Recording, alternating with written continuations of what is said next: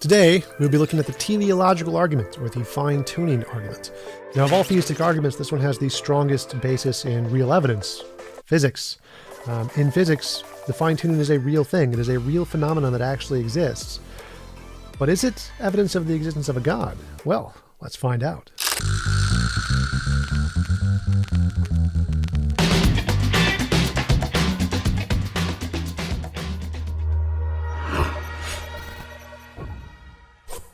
From galaxies and stars, down to atoms and subatomic particles, the very structure of our universe is determined by these numbers.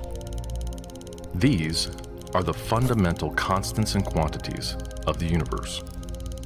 Scientists have come to the shocking realization that each of these numbers has been carefully dialed to an astonishingly precise value, a value that falls within an exceedingly narrow, life-permitting range. If any one of these numbers were altered by even a hair's breadth, no physical, interactive life of any kind could exist anywhere. So this is a common conflation theists make when addressing the fine-tuning of the universe.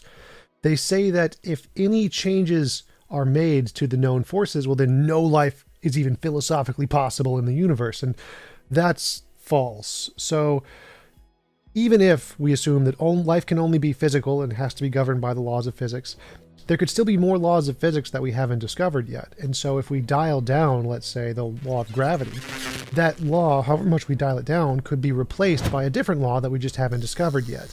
And so any changes to the known laws could affect these undiscovered laws and create a proportional shift so that the things we see in the universe are still going to occur. We're still going to have particles and planets and life. They're just governed by the current law that's been changed plus this new law that we haven't changed. So just changing laws of physics would not prevent any life occurring in the universe. That's false. It would just prevent any known kind of life if we assume these are literally all the physics that exist and there's nothing we haven't discovered yet. And then we change the laws, then no life would be possible. But that has this massive assumption there that there's literally no other physics that we haven't discovered yet out there in the universe.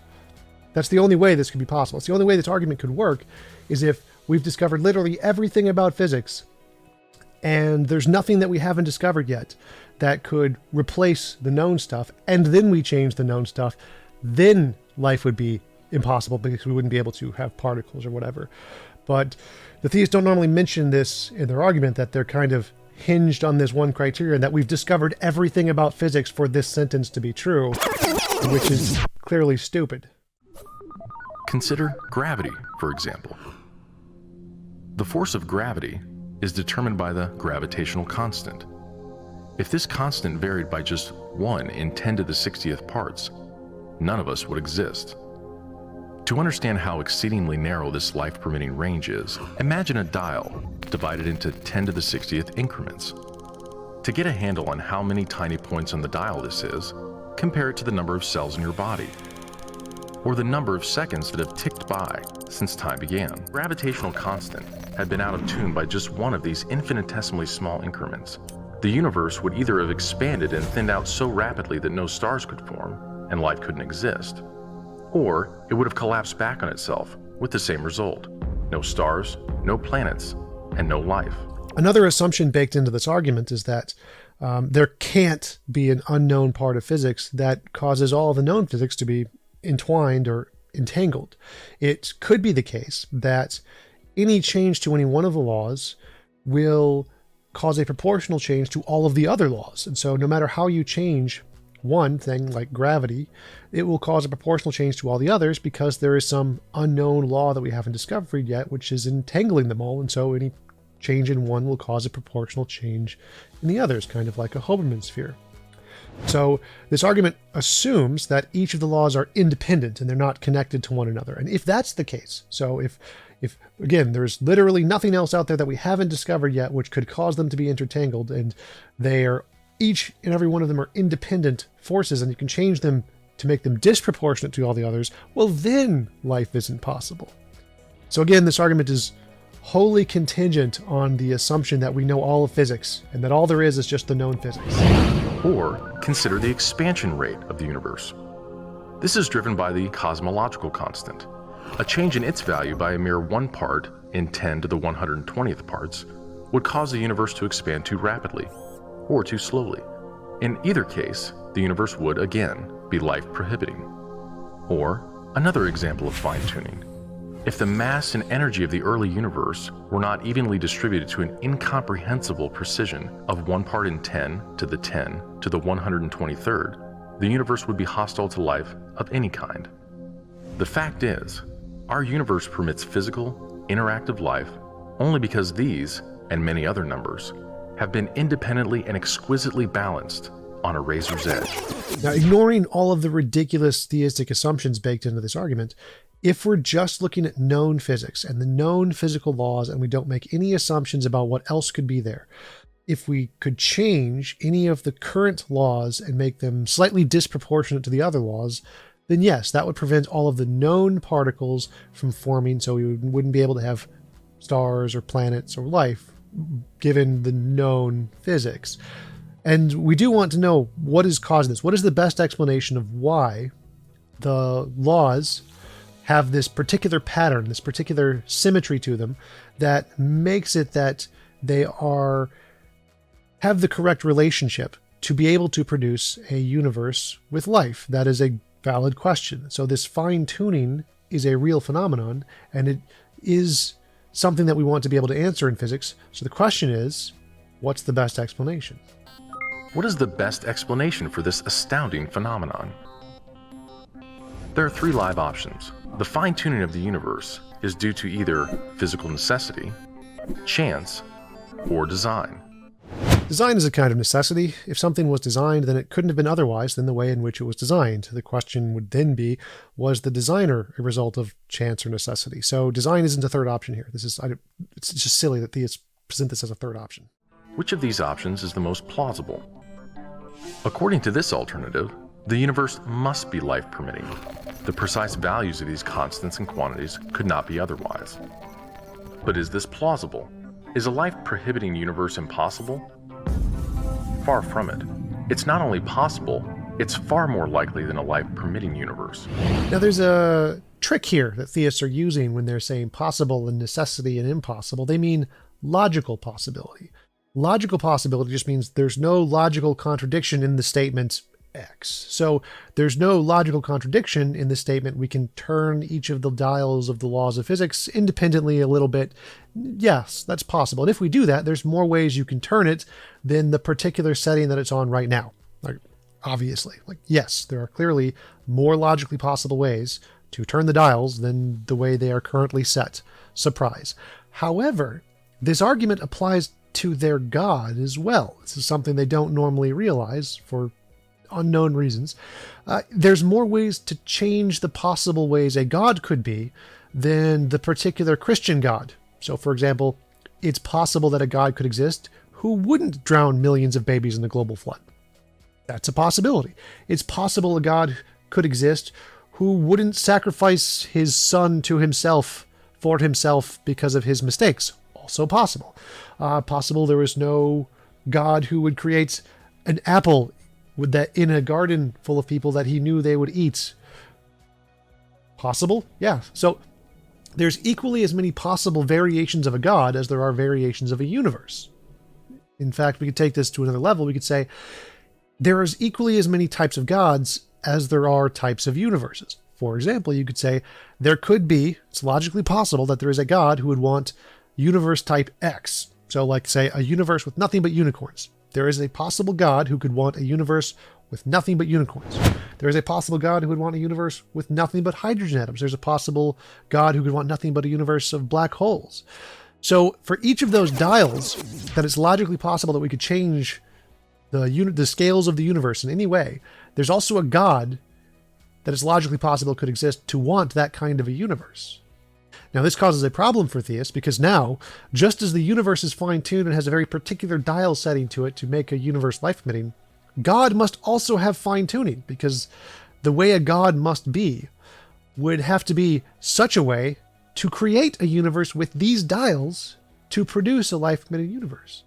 So there's just as many gods who may not want a life-permitting universe as there are universes that would not produce life. And so God has the exact same fine-tuning problem as the universe. And we must ask the same question. What best explains this? Is it chance or necessity? Or design? Now, technically, there's infinitely more variations of a God than there are variations of the known laws of physics. So the fine-tuning problem for a God would be significantly worse than the fine-tuning of the universe. Because, for example, you could have a God who wanted an extra law of physics, who just adds a new law of physics in there. And so the question would become, well, why did God create this universe with these laws and no extra laws at exactly these dials, as opposed to changing this dial to one notch to the left, or to adding an extra dial, and then a new God who added the extra dial and moved that one notch to the left. So there's infinitely many more gods that could exist than there are possible universes. And so this problem that the theists are presenting of the fine-tuning is actually significantly worse for their God than it is for the universe. But let's ignore that for the sake of the argument. Let's just imagine that they're about 1-to-1, just to make it simpler for the theists. How about chance?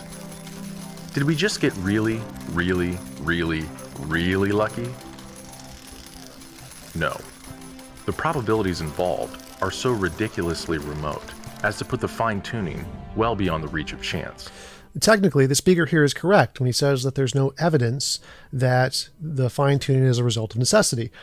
Now, even though I mentioned earlier, it is possible that all of the laws are interconnected in such a way that a change to one will cause proportional changes to the other. So it's possible it's a result of necessity. There's no empirical evidence that such a thing exists, because there's no evidence of anything causing the fine-tuning. We don't know. We have no idea what caused the fine-tuning. Could be chance, could be necessity, could be design, or sort of. But there's no evidence for anything that caused it, which means there's no evidence of a God causing it. So I don't know why he's bringing this up, because this isn't a disparity between any of the hypotheses. None of them have evidence. None of them. And so when we're asking which is the best explanation of the fine-tuning, we don't care about evidence yet. We're just assessing which is the best hypothetical in this case to try and explain the data. So this is kind of a sneaky way to try to disparage the naturalistic hypothesis without actually saying anything, because guess what? God has no evidence either. Now remember, as I mentioned earlier, there's infinitely many more ways a God could be than there are ways the universe could be, and so the God is significantly more finely tuned than the universe is. So this problem would apply significantly more to the God hypothesis than to the naturalistic hypotheses, and so it shows that the theistic hypothesis is significantly worse than the naturalistic hypotheses, because it would have to answer the same question: why is the God so perfectly fine-tuned? Did it happen by chance, necessity, or was it designed by something else? Well, we'll address that later. So, in an effort to keep this option alive, some have gone beyond empirical science and opted for a more speculative approach, known as the multiverse. Gone beyond empirical science? Oh, you mean like the God hypothesis? Is God empirical science? No. You have no empirical evidence of God, so you've also gone beyond the empirical science, making up a God hypothesis. I mean, come on, hello, this applies to your hypothesis too. I don't know why you're saying this as if it's some kind of an attack to show that the naturalistic hypothesis is bad, because yours is just as bad. They imagine... Imagination.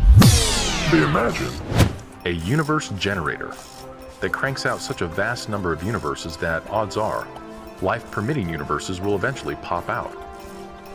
However, there's no scientific evidence for the existence of this multiverse. It cannot be detected, observed, measured, or proved. And the universe generator itself would require an enormous amount of fine-tuning.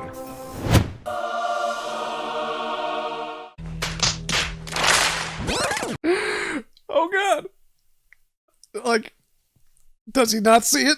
I don't think he sees it. It's like, come on, man, come on. So you imagine a hypothesis that has no scientific evidence, can't be detected, observed, measured, or proved.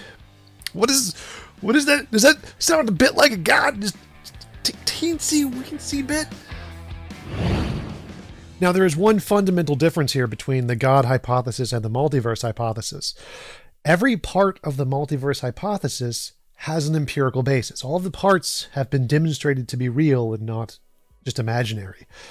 So, for example, the multiverse is a combination of Guth's early universe inflation, which was observed in patterns in the cosmic microwave background, and vacuum states and particle energy, which was observed in the Casimir effect. So both of the parts that are used to build the multiverse hypothesis have an empirical basis.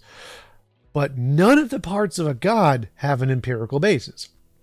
Have we ever demonstrated omnipotence, omniscience, infinite power, eternality? No. Perfect goodness? No. So all of the parts of a god are completely made up and imagined with no basis in reality, whereas all of the parts of the multiverse theory have an empirical basis and have been demonstrated to exist independent of our imagination. So when comparing which hypothesis is a better explanation of the data, the one which all of its parts have been demonstrated is always going to be better than the one who adds even a single part that hasn't been demonstrated. And God adds infinitely many parts that haven't been demonstrated. So clearly the multiverse, even though the collection hasn't been demonstrated to be true, because all of the parts have been, it's a better hypothesis than the God hypothesis. For example, if we see a footprint in the snow, to say it was caused by a horse, a rabbit, a deer, and a bunch of other known things would be better than to say the footprint was caused by a unicorn. So the hypothesis which only uses combinations of things that have an empirical basis is always a better hypothesis than the hypothesis that adds in things that have no empirical basis. Given the implausibility of physical necessity or chance, the best explanation for why the universe is fine-tuned for life may very well be it was designed that way. Again, design isn't a third option. Design is just necessity. So if the universe was designed, the question is who fine-tuned the fine-tuner? Was the fine-tuner a result of chance or necessity? Design isn't a third option here. A common-sense interpretation of the facts suggests that a super-intellect monkeyed with physics, and that there are no blind forces worth speaking about in nature. The numbers one calculates from the facts seem to me so overwhelming as to put this conclusion almost beyond question. There is for me powerful evidence that there is something going on behind it all. It seems as though somebody has fine-tuned nature's numbers to make the universe. The impression of design is overwhelming. The heavens declare the glory of God. The skies proclaim the work of his hands. Day after day they pour forth speech. Night after night they reveal knowledge. The fundamental mistake that Hoyle and Davies and that most theists make in this argument is that the numbers don't tell us anything. It's like, imagine if we have a dice with 1,000,000 sides and there's one red side, and we just find this dice on a table and the red side is the one pointed up. Like, obviously this would be really strange. We wouldn't expect to find a dice with 1,000,000 sides and just one red one, and that one red one to be the one that's pointing up. But this doesn't tell us what did that. Maybe the dice is weighted. Maybe there's a weight hidden in the dice that we don't know about, and that forces it to land on the red side every single time, and there's no difference. Maybe it just happened to get blown by the wind and just land on it by that way. Or maybe there's some person who just really likes the color red and causes the dice to be placed in that position. All three of these are possibilities. But just the fact the dice is on the red side doesn't tell us one way or the other. The numbers themselves aren't evidence of design. The only way that this would actually count as evidence of a designer is if we already had proved a designer existed by some other means. And then once we know this other designer, Bob, exists and he has some kind of particular nature to him that makes him likely to make the kind of universe we see, and then we discover our universe, then it's reasonable to infer, oh yeah, Bob made it, clearly. But if we don't have evidence of Bob, if we haven't proved Bob exists independently, then just seeing the universe isn't evidence of Bob. But don't take my word for it. Let's talk to one of the world's leading expert theists on the fine-tuning problem, Professor Robin Collins, who I had on my channel. It's fair to say that if you don't include the philosophical argument, that you just go based off of the physics, like combinations of principles, particles, laws in the field of physics, that doesn't support design at all. It is only supported when you add the philosophical argument of like morality to the physics. Yeah, that's true. I don't think the fine-tuning supports a generic design hypothesis. They're just some designer. I think if you just say some designer, that gives you no reason to think the designer would produce this kind of universes versus all others. Just like any improbable event, if you allow that, then any improbable event you could have supporting a design hypothesis.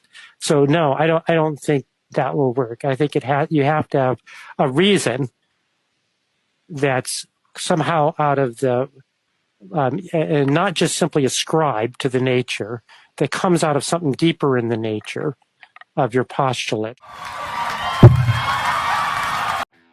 Thanks, guys, for stopping by. I appreciate you taking the time to check out my channel. If you have any suggestions on what videos and arguments you want me to see me debunk, please put them in the comments below or on my Discord on the Vid You Like Debunk section.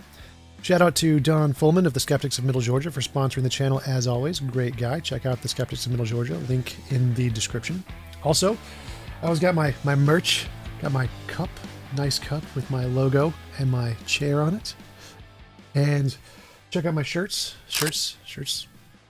My cool shirts. I really like that one's a really nice one. I bought one for myself just because I like it that much.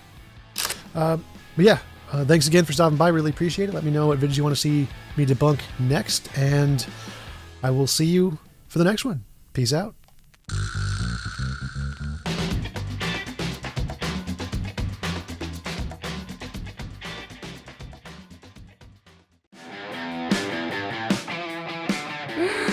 Oh God! Like, does he not see it? I don't think he sees it.